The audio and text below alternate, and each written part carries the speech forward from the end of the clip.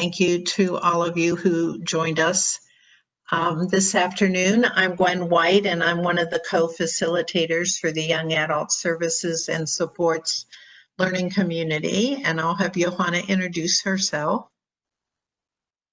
Thanks, Gwen. Yeah, and I'll echo welcome to everyone.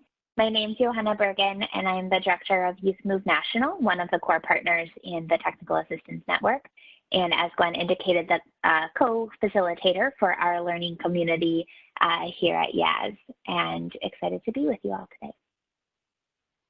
I think most of you are aware that this is our last convening of the learning community in this format, and we're looking forward to talking with you about continued connections and ways to support your work in the days ahead. We want to take this opportunity to thank you for the learning we've done together over the last 16 months. Your energy and your dedication to young adults has been important to each of us and to the community. It's been a privilege to do the work with you. So thank you once again.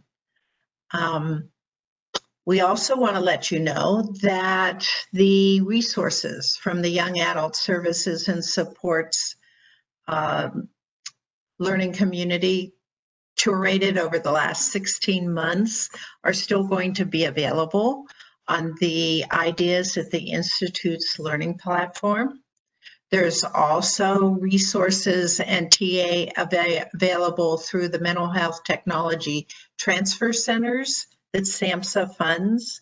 And we plan in August to send out an email telling you how you can avail yourself of these resources, but also, and/or text us, no, probably not text us, email us at either of us, and we're happy to answer questions around that.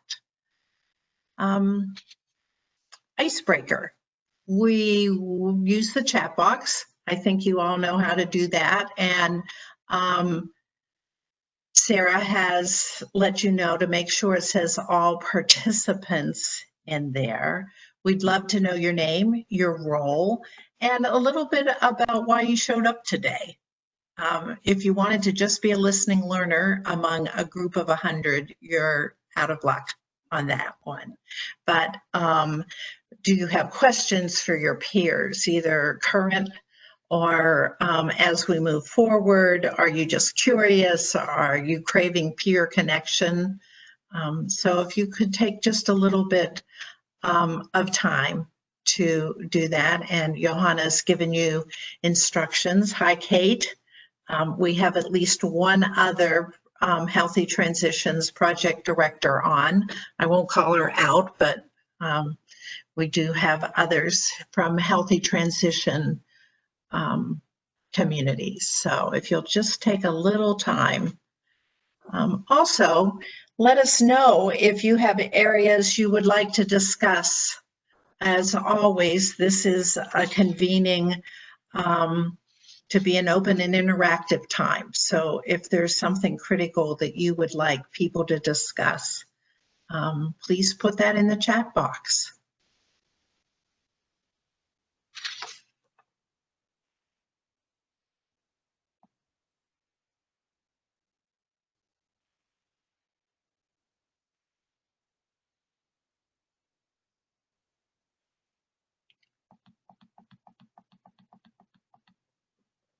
What are your curiosities today?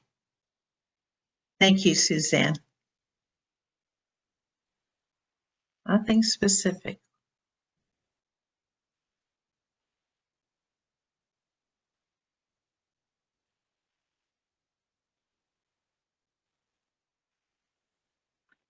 Our plan for today is to guide everyone through a couple of discussion points that we think may be beneficial to you all in continuing months and connections, but also want to make sure that we save space for the core intention of the monthly office hours we've been having for the past almost year and a half, And that is, if you have a burning question, if you need a resource, if there's a challenge in your community, you are welcome to ask this community to support you in that. And it looks Awesome. like, Welcome, Jolene. yeah. And Leslie Ann is looking for just what people are doing for services and supports in this unconventional times. That's a nice descriptor. Oh, great. And Jolene, you and Michaela work together. So yes, Michaela's on. We can see her chats. I am realizing maybe a technical guidance might be helpful. If you are chatting in the chat box and directly above where you're writing your name, there's a 2 and a semicolon. If it says all panelists, you are talking to Gwen and I, which is great. We want you to talk to us. We would really love if you would hit that drop-down menu and say all participants, and then everyone in the room can see your chats.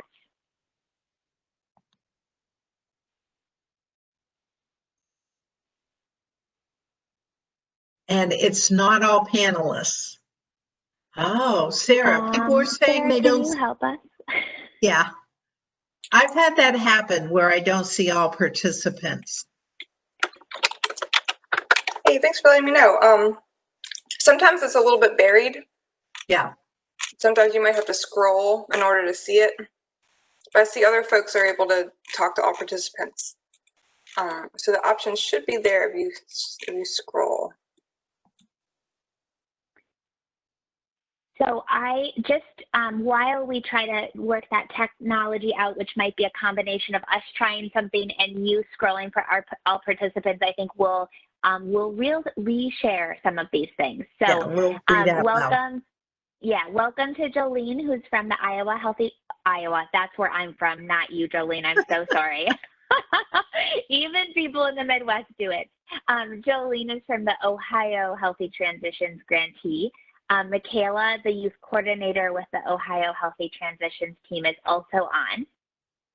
We're welcoming Leslie, who is the Project Fearless and longstanding project director from the District of Columbia Healthy Transition grantee. Leslie, very good to have you in our space today.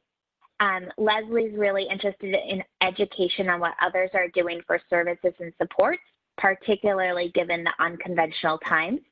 Thank you for phrasing that so gently. Sometimes I use less kind words about the times we're living in. Jolene's looking for supports for our youth coordinator position, which is great. Who else is with us? Kate has joined us from the North Carolina Healthy Transition site. Candy is here. Okay, Candy, if you can try again with all participants, I think it might work now. And Suzanne Alley, good to hear you or see you in our community as well. From Texas and is a youth recovery coordinator here with curiosity, but no specific questions. Did I miss anybody?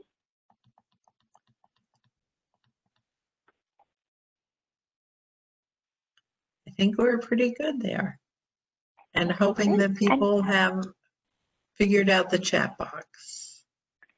Totally. Awesome. Oh, yes, thank you. Yes, Candy. yes. So a youth resource support specialist in Tennessee. All right. I've had some very good barbecue in Memphis, so thank you for reminding of that. And looking for additional supports for teens. Okay, Candy, it would be super helpful to tell us a little bit more about the young people that you're working with, and if we narrow your question in, and we'll chat about that for a little bit. I'm realizing a couple of new names have logged on in the last couple of minutes. So if you're just joining us now, you are welcome to unmute. Your lines are, you can unmute yourself and talk if you want to. You are also welcome to use the chat box. Let us know where you are calling, where you're working in the world, your role, and if you have any specific questions that you'd like to hear answered during today's office hours. We also welcome people on video, but if you have complete Zoom fatigue, we also understand that. So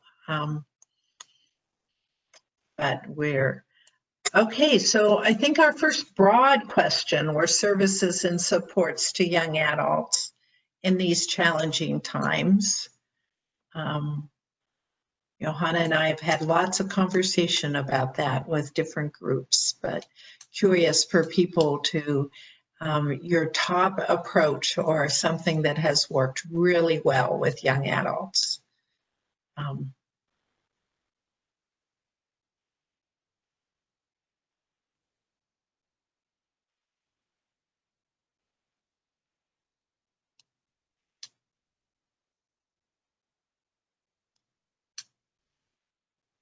I'm scanning my memory for my most recent calls in communities.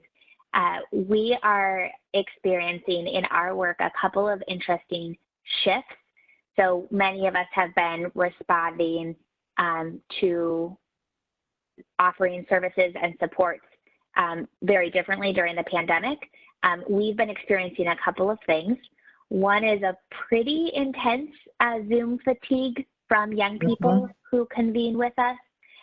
And particularly what I've been hearing recently is that because schools are using Zoom so heavily, Zoom is now intricately connected to education spaces, and they're really asking to convene with us in non-Zoom spaces, which has included quite a bit of like Discord or Slack channel setup, or using some of the video functions on Messenger to convene just on a platform that doesn't feel like school.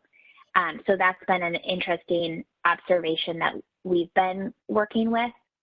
And the other shift I think that's been coming up in a lot of the community conversations, Gwen, I think you've shared this with me and your experience as well, is that as we realize or have pandemic timelines move into the fall, even talking about, you know, shifting in virtual work all the way till December or January, there's like a new wave of realizing that we need to adapt again, or we need to keep adapting. And I'm wondering if that lands for any of you. Are you experiencing sort of a second shift in your virtual engagement as the pandemic continues to exist? Bless you.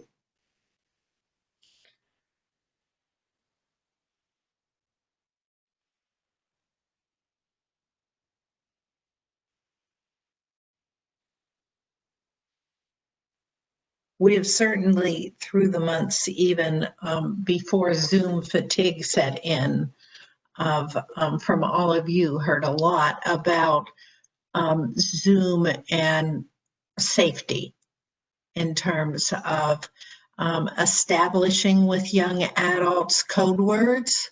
If somebody's walking in the room and they don't want to speak, or providing safe spaces in time of calls.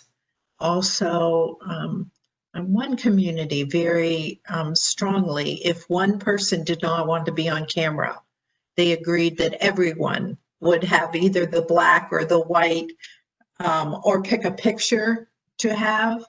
So assuming that not everyone always wants to be on screen, which this group has just demonstrated for us. That sometimes it's nice to be just a listening learner, but sometimes it's a real safety factor.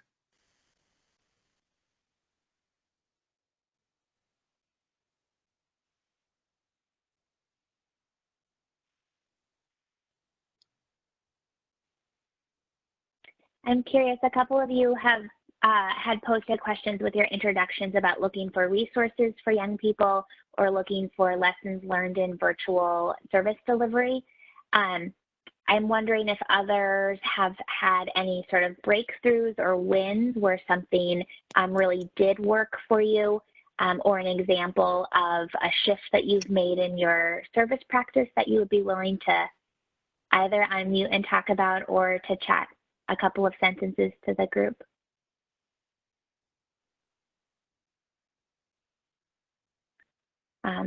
on previous office hours, we've had people talk about needing to like go backwards almost in order to go forwards. And so we have all this technology, and theoretically we can connect via the internet. And when that's not working, or we're really finding ourselves disconnected from a young person, going back to letter writing and a old-fashioned granola bar drop on the doorstep was really working for people to offer a re-engagement or a re-establishment of a relationship that then could go online as it needed to.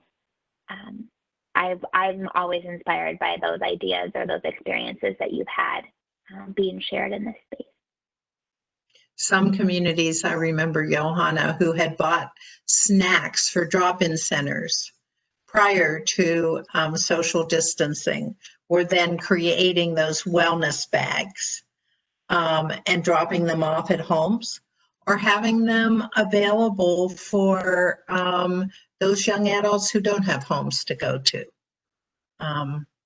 And I think that there are organizations willing to even donate things like masks and hand sanitizers that can be available on the streets.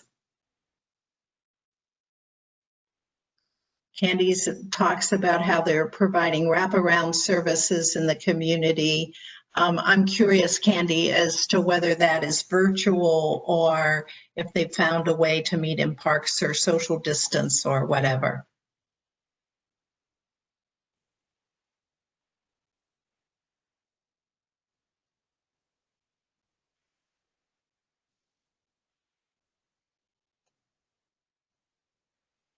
You're muted, Johanna. The double mute gets me every time. As Candy thinks about responding to your question, Leslie's asking another really good one. Everyone talks about connecting via the internet. However, the transition age youth often do not have data plans that allow for unlimited connections. How are individuals getting around that? It's an ongoing question we're getting every time, Leslie. The number of calls that I've had with young people in McDonald's parking lots has increased exponentially since about March 15th in my world. It's not when are you available to talk, it's when are you available to talk or connect, and you're in a place where you can hook up to somebody's Wi-Fi has become part of our scheduling realities. There again, this isn't widespread, but there are funding availabilities, mainly through the child welfare system, to provide technology to young adults, and we should send those things out. Bags, I love it. There we go. Thank you, Suzanne. Dropping them off on porches. Oh, and including the whole family. So that's another innovative way to reach out.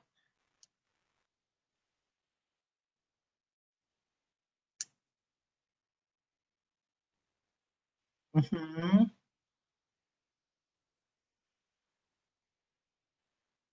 That's great, Suzanne. We've been hearing a lot about moving board games into the online space and vice versa. I like the idea of leaving something that a family can play together and creating a pathway for young people to join you online.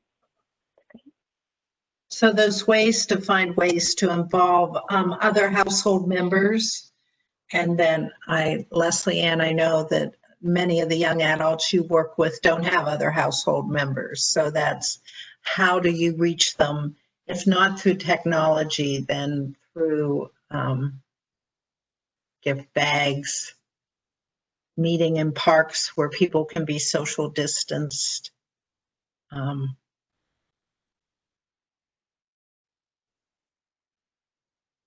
then we've had lots of conversations about those who are forced to live in homes where they don't feel safe too. And that's where those things of code words and ways to be supportive while they're in that home are really critical. Oh, virtual drop-in center, great.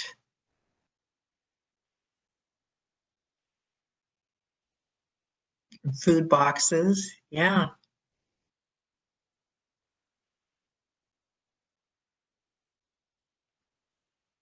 Michaela, I'm curious about how you let people know about the virtual drop-in center. What does it look like to, what does outreach look like to those virtual spaces? Pathways to employment, yes, awesome. Suzanne, and as you're talking about those referral options to families that are in more remote areas, I've also been hearing about how important it is to contextualize the referral number. What does it look like to reach out when the service delivery is so changed? So like, how do we help people understand when you call this phone number, this is what's going to happen, and this is what's going to happen because we're in a pandemic, and just helping anyone, whether it's a youth or a family member, getting over the fear of what happens after you make the call or the text. And I see DC's trying the virtual drop-in centers, but there is that data plan thing. But we're open to anyone who has suggestions about that. Mm-hmm.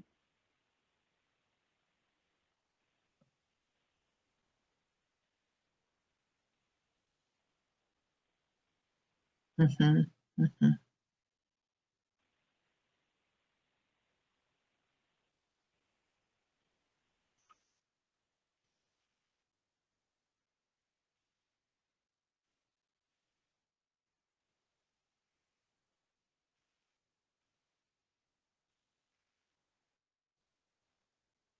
Oh, gift cards for phone time. That's good.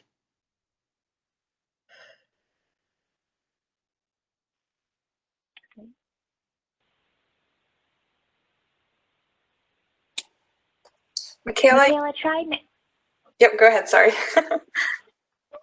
Sarah and I are sending it. I think you're unmuted now, Michaela, if you try on your end to unmute your phone. Can anybody hear me? Yes. Yeah. Awesome. Hello. Thank you so much for having me. I was just going to capitalize on the question that you had asked. How do we let people know about the virtual drop-in? So we have work group meetings, and during those meetings, we oftentimes have, whether it's just an update or people giving presentations, I generally will say a few words and kind of just let all of our community partners know that we're doing this, and that anybody that they know, whether it's one of their clients, whether it's just young people that they know, that spreading the word is one of our biggest goals right now. Just not only to let people know that the resource is there, but also to connect people to other resources that they might need as well. So as soon as we make that contact, like that first initial contact, it seems to really open those doors for other opportunities. And then I was going to say other ways that we have been engaging young people is through our virtual youth advisory board. So we haven't had any in-person meetings, but we did start one, and we've been meeting for a few months now. And I think that that has also been a great way to get young people engaged in something that's, bigger than themselves. It's got a purpose. They can learn leadership and advocacy. And I find that it's a great way to get people excited about what's going on in light of COVID and other stressors that are present currently. Michaela, have you run across the data plan problem?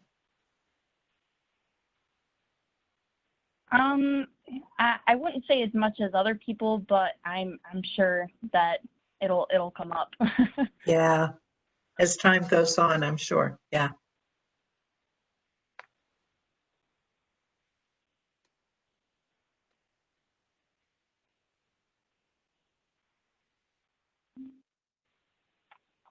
Gwen, I'm wondering if we offer an invitation to continue to respond to any of these questions or ideas in the chat box, and also ask a couple of other questions just based on our last office hour opportunity.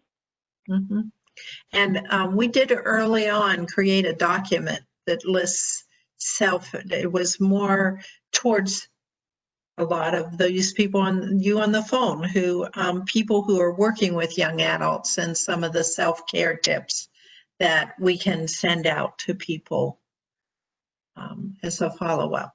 But we did want to talk a little bit about learning communities and about keeping in touch and ways to learn from peers. Johanna and I have been involved in co-facilitating probably 3 or 4 learning communities. And we want to start with, we call them our sound bites of what we think are positive to convening together in a community format. I get to go first. And I think the relationship-based learning from each other is critical. The awareness of what's available in the field. Just in the 15 minutes we had this conversation, things have come up. And the sharing of resources are all critical components for me for learning communities. Johanna? Yeah, thanks, Gwen. I was really thinking about what has made the learning communities we've been a part of or facilitated work, and wanting to think about offering into this space today some of those nuggets that might help keep or contain a community moving forward, especially after there's been formal structure, like we've been able to offer these last 16 months. And so for me, things that have been really key to successful communities are having a small group that's willing to take a leadership role.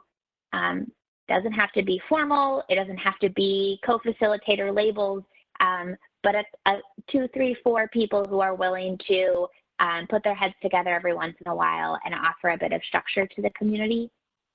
The other thing that I think is really key is to keep communication flowing. So it's building on that idea, Gwen, of the relationship-based learning. Like, we just have to be in each other's inbox every once in a while. We have to just talk every once in a while, and that lapses in communication are hard. It's hard to maintain relationships with big communication lapses. And then the third thing is to just convene, right? Like, even if you feel like, I don't know what the agenda is, or I don't know why we have to convene, but just committing to getting together. We love webcams like this, and just saying, hey, what's going on in your world? What are you struggling with? What might I be able to help you with? And that we find that every month when we do this, something emerges. So that commitment to just saying, hey, let's get into space with each other is important.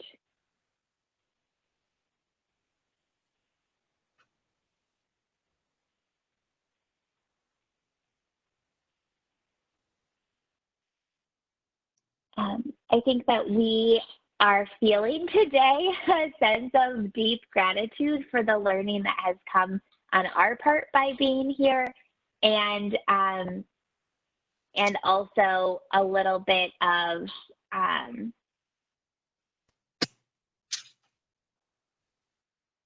other emotions. I don't know, other emotions about this being our last formalized opportunity to facilitate. And so really curious about the value that learning in community has for you all, and anything that you have learned about how to build community or keep community together.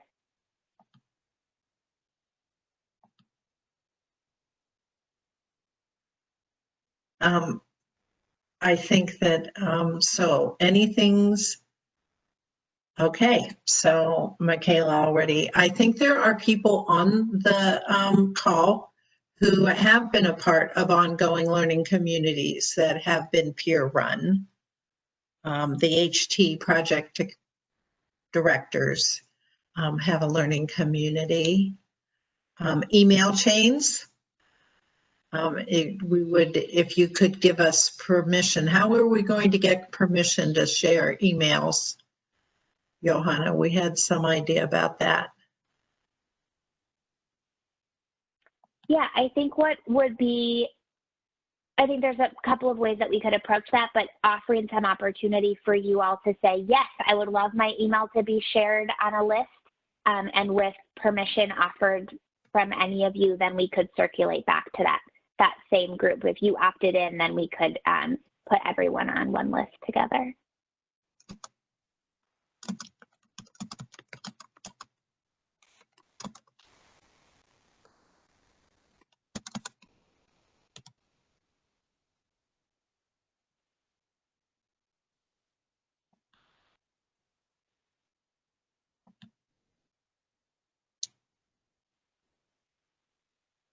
So email change.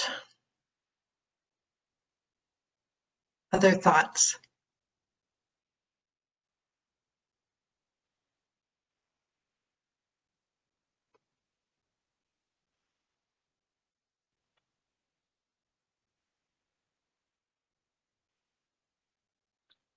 I think one of the things, Gwen, that you and I have talked a lot about, and as you mentioned, is really feeling called to continue to circulate resources throughout the coming months. So for those of you that have accessed technical assistance through the SAMHSA-funded National Training and Technical Assistance, or the NTTAC, we call it the TA network, right? If you've accessed services that way, you know that we're funded to continue to offer those supports through September 7th. And so we're really called in that amount of time to continue resource dissemination. I think at minimum, Gwen, that means we let you know about the ideas at the Institute remaining live and accessible, that there are mental health technology transfer centers. But I wonder if that commitment to resource identification and resource sharing should be different or broader than what we're thinking about. And if there's a way or an interest in participants on today's call, and we can ask past participants in sharing your community resources with each other as a way to support each other in the work.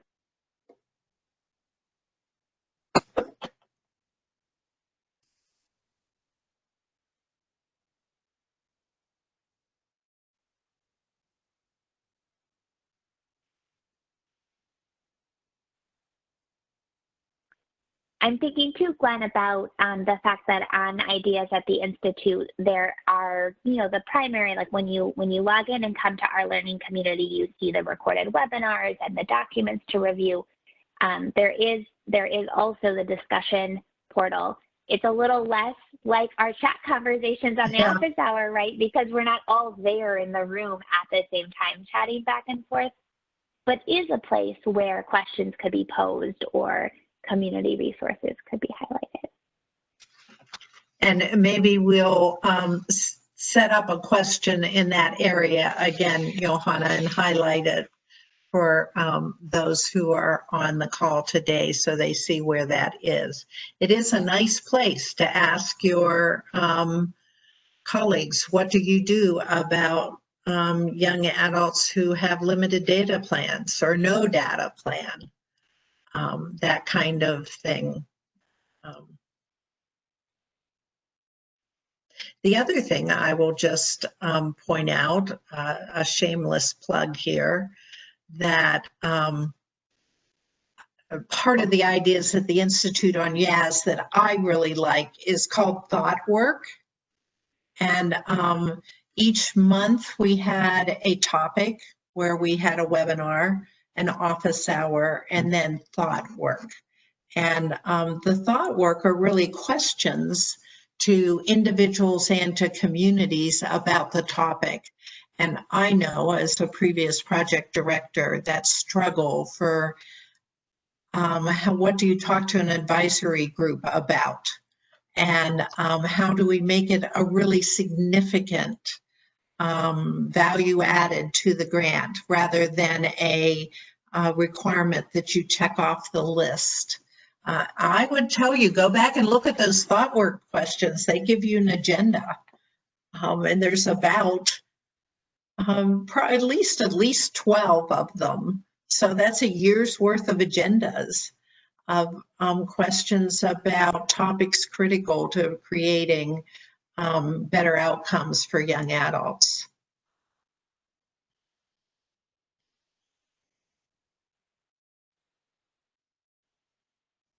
In one of our follow-up emails, Johanna will have to give the link directly to the thought work. Mm-hmm. Yeah, I think I appreciate that. We've used thought work as a way to keep the learning community connected. And I think when you and I came to liking that process for different reasons, right? Mm-hmm. I like thought work because when I come to meetings and I don't know what they're going to be about, I really appreciate agendas that give me thought questions, like just subconsciously to think about. I get the agenda on Monday. By the time I show up on Friday, I've had some, some percolating thoughts to share.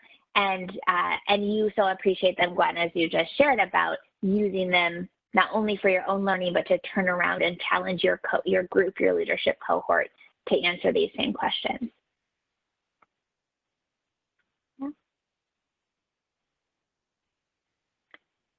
So as a reminder about the what's on the Ideas at the Institute platform that will remain front-facing and free for you all to access is the learning. So every month we would have a formal learning, feels like a webinar, right?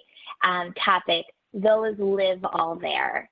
So those recordings will be there, as well as resources that might have been disseminated either in connection to the traditional learning opportunity or the resources that were disseminated out of the discussions we've had here as office hours.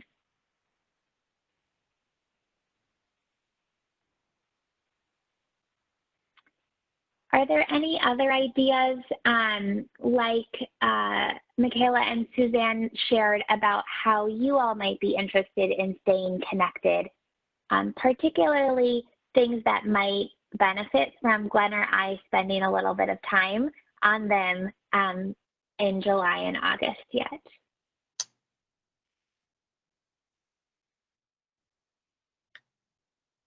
So this is your opportunity to tell us what you would like us to do with the next month to be supportive. And we're really open to suggestions.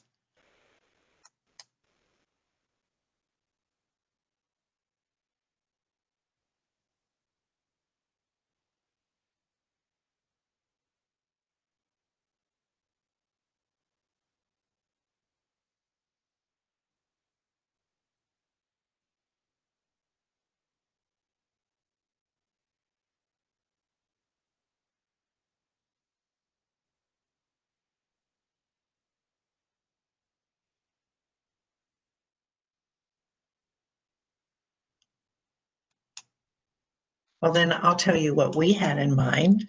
And then if you want to add to that, we certainly are sending out the email that tells you how, once again, reviews how to get to Ideas at the Institute, and we'll highlight different sections. We have some for all your free time. I know none of you have busy day jobs. We have resources around what are learning communities and why they are important.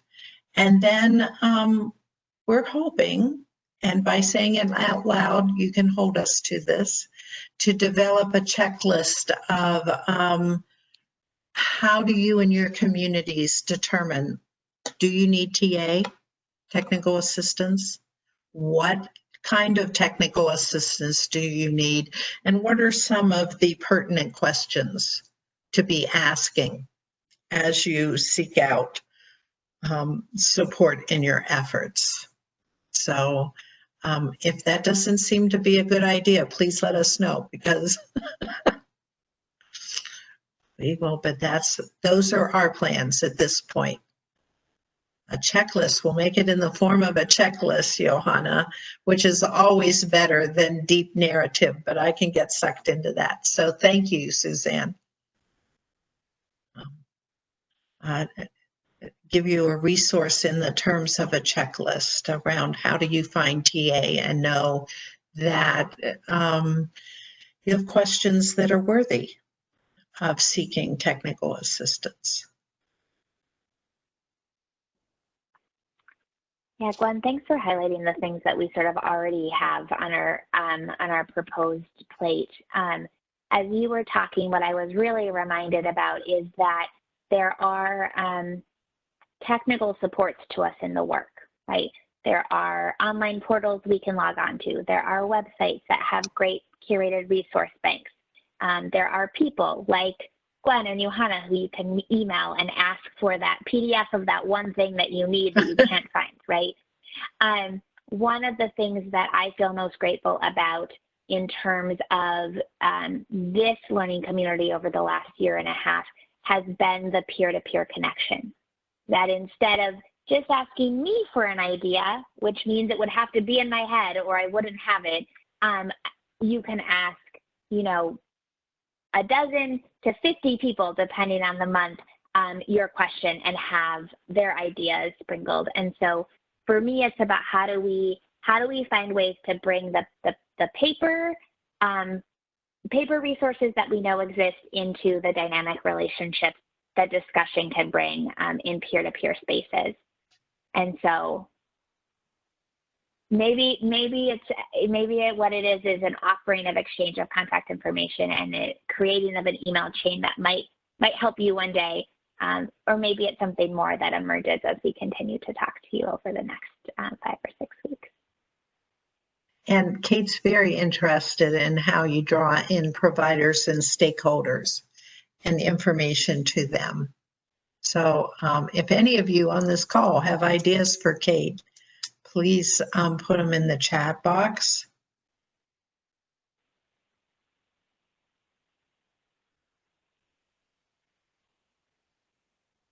Yeah, Kate, your phrasing there is like spurring a couple of things, right? One is that stakeholders are important, right? If we are, we think you came to the learning community today because you're committed to improving outcomes for young adults in our country, right? No one of us can make that happen, right? And oftentimes, even one helping organization can't make these things happen, but we really need to bring in diverse stakeholders and at the core, make sure that we have developed buy-in from the same values base to achieve the outcomes we're looking for. So building those relationships with stakeholders, identifying and naming everything that's going on in the collaborative relationship, and also making sure that we're all driving towards the same outcome is really important adaptive work, right? That takes energy and sometimes peer space to talk about what's been hard about that process. And the other thing, Kate, that your comment is bringing up for me, and Gwen, we probably talk about it on every office hour, right, is that we have learned that change happens when sustained change happens when change happens at both the practice level and at the policy level. And for those of you that are in a currently funded Healthy Transitions grant community, you're a part of a funding mechanism that is funded in such a way to challenge both practice-based change as well as policy change. It's an intriguing project to be working in, right? Not easy, but intriguing, and one that we think has been benefited by peer collaboration between grantees.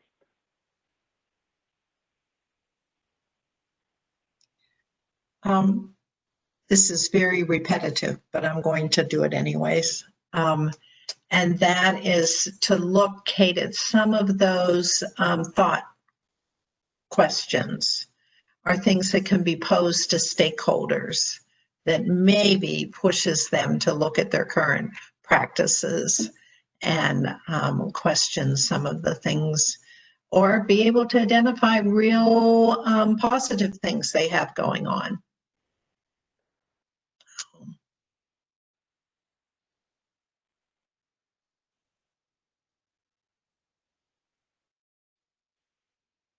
Okay, so we owe you lots of emails, or several emails, and figure out a way to, at least for this group of 13, give you contact information. Please, if you do not want your contact information shared, write it in the chat box for us, or message us in the two thing. You can find how to message just the two of us. Gwen, I'm mindful too in that request that we had about double this number register for today's opportunity, but not end up being available. And so in our follow-up email will go to all of those individuals. I think we can offer an opt-in, like an email back. That's a good idea. To be included in contact sharing. Yeah. Yeah. Okay. So we'll be sure that you have ways to reach out to each other. There may be somebody who said something today that you don't know this person and you'd like to follow up with. So I think we'll pull this together now. And Johanna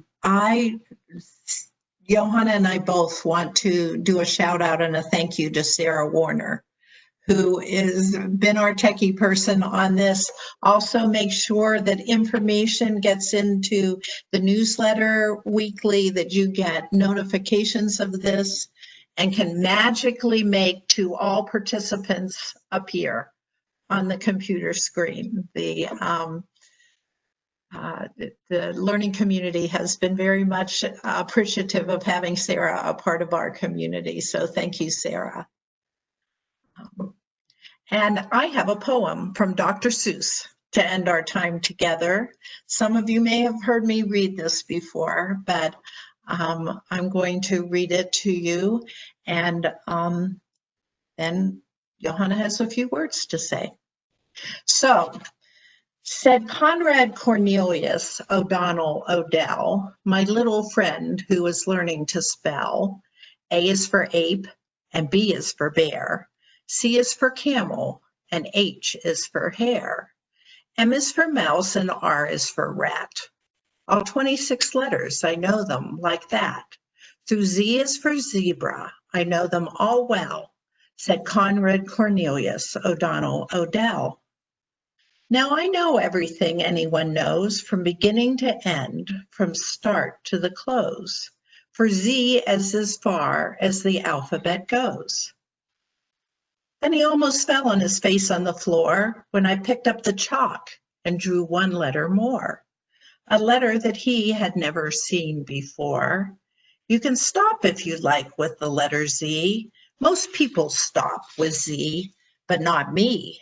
For in the places I go, there are things that I see. I never could spell if I stopped with the Z. I'm telling you this because you are my friend.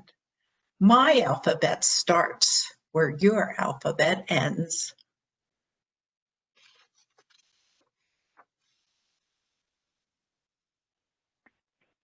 Thank you, Gwen, for sharing that with us today and so beautifully picking it to offer as a closing to our last learning community office hours.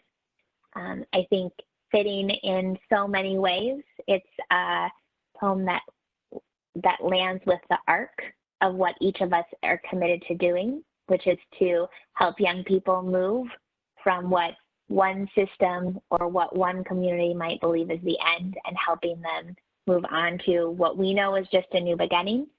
And also speaks beautifully to the community that has grown throughout these learning sessions, even if only via chat message back and forth, to say that in one way, a closing is being offered, that a Z is happening today with a final scheduled office hours under a contract, but is also just the beginning of any number of next alphabets that might happen as each of you connect with each other. Which for me is sometimes just a screenshot of all of your names and a LinkedIn invitation later. So I can see what you're reading and what motivates you and what you share with the world. It can be as simple as that. Or sometimes it's just recognizing your name, like Suzanne from an earlier opportunity in another space where we got to convene together. And so it can be little things, and it might also become a big thing where you become email pen pals between project directors, sharing your woes and your successes in a frequent and deep way. Any of those next alphabets would be okay and right. We want to make sure as we wrap up to you that you know that we are in this work now and will be in this work in the future and are available for any of your questions or requests. Specifically through the Yaz Learning community, we're here for you through August. But the organizations that we represent at the University of Maryland, Baltimore and at Youth Move National are here and committed in the work in a variety of other ways and remain here as an asset and a resource. So our ask to you all is that you don't stay strangers with each other or with us, and that if you ever have a question or a need, that you ask it. There's really no wrong door in reaching out to us or to our team. So Gwen offered our takeaway next steps, which will include emailing you at bare minimum, but we hope that we continue to hold space and community with you moving forward. Thank you, everyone. Yeah. Bye. Thank you.